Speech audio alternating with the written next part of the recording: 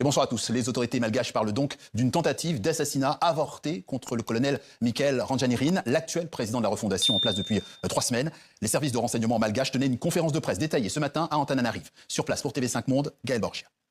Le butin est présenté avec fierté par le nouveau directeur général des renseignements malgaches. 5 armes à feu étalées devant lui sur un bureau, dont 2 pistolets automatiques et 3 fusils de chasse, ainsi que des liasses de billets dans des cartons. C'est le résultat d'une nuit de perquisition entre vendredi et samedi.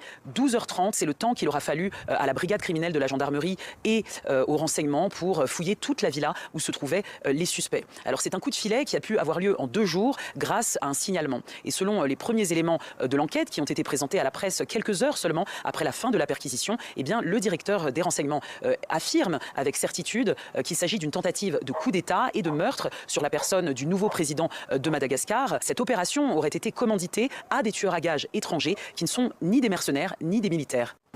C'est comme ça qu'on a su que c'était pour mener un coup d'État. Parce que les armes saisies sont neuves. Je vais vous montrer après si vous voulez. Et ce sont des armes très puissantes. Et on ne peut pas imaginer que cet argent puisse être destiné à autre chose.